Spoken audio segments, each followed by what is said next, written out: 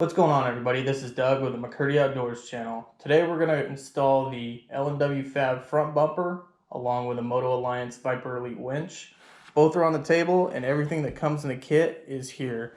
You got the front bumper, 6,000 pound winch, all the accessories, and over here you have all the mounting hardware for the winch on the front bumper. So nothing further, we'll cut to the installation. So the first step is going to be taking this radiator cover off and then the winch mount cover. Radiator cover comes off real easy, just 2 tabs, pull out. The winch mount cover got 2 T25s on each corner, and we're just going to take those out.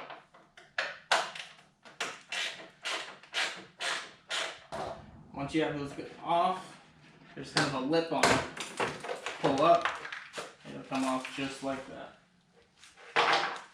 Alright, your next step is to take off the factory tow hook. Now be advised that behind here is going to be a back plate that these screws screw into. So hold it with your hand, try to keep it there. I've heard that some people tape it back there. You can if you want, but just make sure that plate stays in place. And if we come in right here, you can see the plate right here, and it's just sitting on this little lip right here, but make sure it stays in place.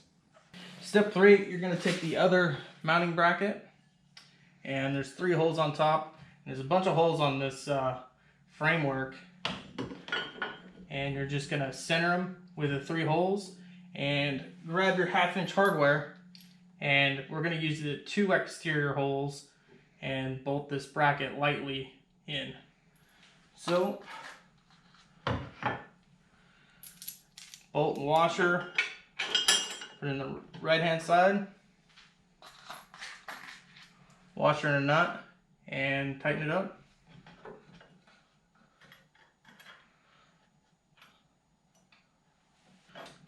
I found that if you have somebody holding the bracket while you attach the nut and bolt, works best. But if you're working with just you, it might be a little difficult, but it is doable.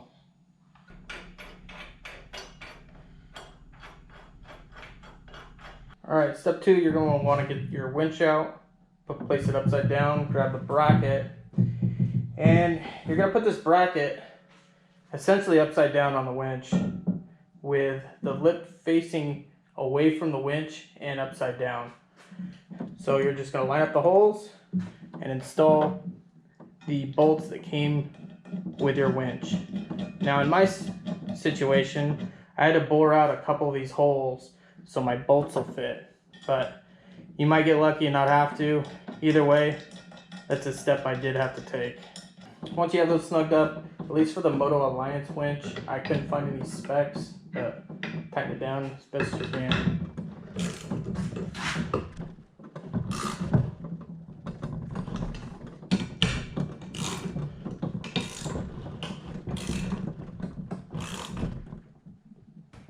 You want to come around over here.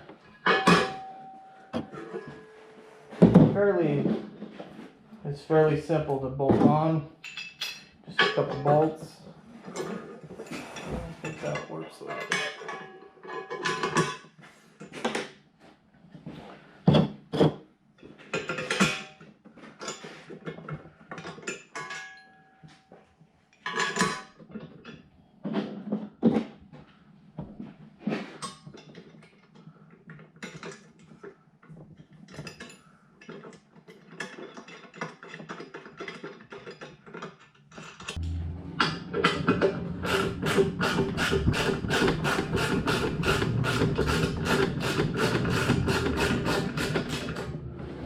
Alright, the next step we're going to tackle is we're going to take the winch and that's attached to the plate, or the mounting plate, and we're going to attach it to the plate we already put on the machine.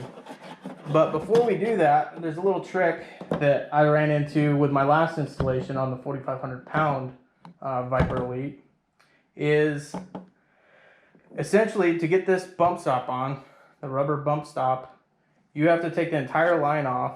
And what I'm going to do is I'm going to feed the bump stop on first, and you're gonna go the narrow side first. This is Viper Elite. You're gonna put it through there. And essentially what I'm gonna do is I'm gonna run it through the fair lead. I'm gonna come around and I'm gonna reattach it to the winch. Now it's pretty simple. There's it's I guess rubberized on one end. And all you're gonna do is you're gonna find on the winch, there's a narrow side and a wider side. And you're gonna come up underneath through that narrow side. And you're gonna take the little BB that was in there. And all you have to do is fold this over on itself.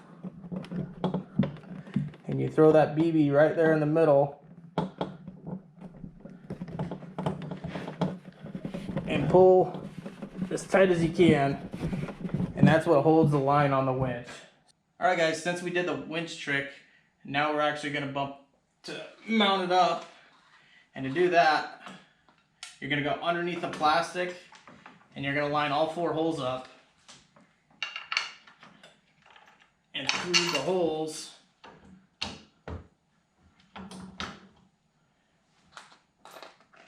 you're going to put the 3/8 hardware, nut in the washer, through the 2 middle holes.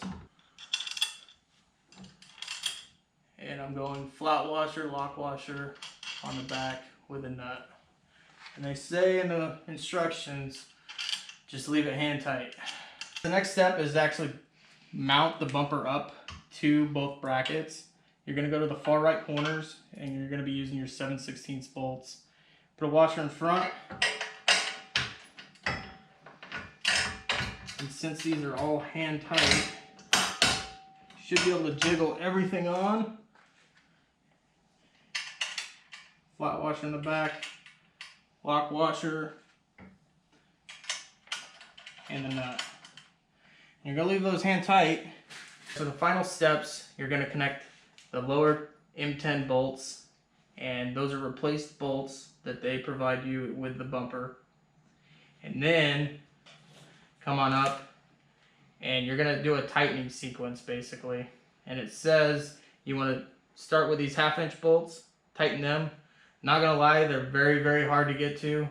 You have to basically get a wrench above the front differential to hold the nut in the back. And as far as these ones, just do a tightening sequence. We started with the smaller ones in the middle, worked our way out to the further corner bolts, and then we ended with the M10 bolts. And as of right now, the bumper is attached. All that's left is going to be wiring the winch and running the switch. So we'll start the wiring process next. Alright, on to the wiring phase. First thing you want to do is disconnect the battery. And if you come along here, I've got most of the wiring already set. The positive and negative off the winch are basically being routed through the shroud, up along the frame to the driver's side, up along the frame above the radiator and the fan, and then through the grommet. Now, that connects to the contactor, which I bolted on top of the glove box, and I have basically all the wiring ran to it. It's pretty plug and play. Blue goes to blue, red goes to red, etc. Now from the contactor, you're going to have a lead that hooks into your wireless remote module, which I believe I'm going to mount here. I'll just zip tie it down since that's metal and there's nothing I can put a bolt or a nut on the back side. And the other wire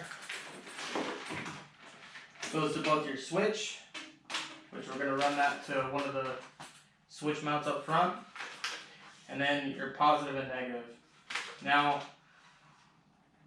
MotoAlliance did only give you about maybe 1.5 feet of lead, so I went ahead and soldered more line on there so I know I can reach back to key on and the negative. As far as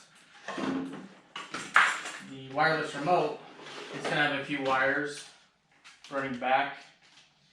This is going to go to your positive or key on power, and the other one's going to go to your negative. Besides that, everything is basically routing wires how you want it, zip tying it away, making it look clean.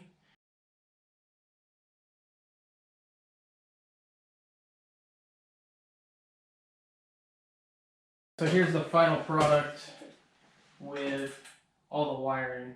Essentially on the bus bar, everything's pretty nice and neat. I did have to splice a few wires to add some length because I wanted to run it through the grommet down here. Otherwise, this is where the contactor is. Everything's nice and snug. The boots are on, dielectric grease is on them. I zip tied the wireless remote controller just at the top of this. It's solid, it's not moving. You do have a lot of excess, which I zip tied most of it away. Alright guys, we got everything buttoned back up and plastic's on, the bumper's on, the winch is on, the wireless remote is wired, and the switch is in. So,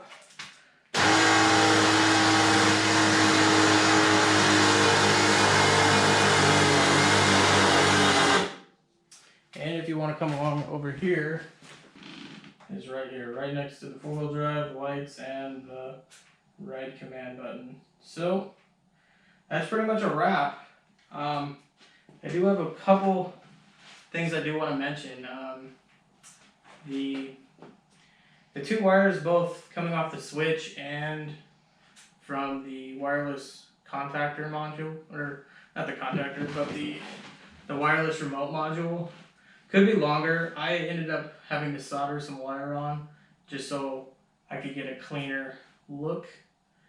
That's kind of up to you. They only give you about 1.5 feet, and to run it from where I mounted it to the switch, or I guess to the bus bar up front, doesn't leave you a whole lot of room, but that's just one, I guess, critic I have. Otherwise, it's pretty straightforward. Anybody can do it. It does help to have somebody help you, just with lifting and whatnot, especially for the bumper. But other than that, it's pretty easy install. I guess that's all I got. So this has been McCurdy Outdoors. Thanks for watching. Follow me on social media, and I'll catch you guys on the next video.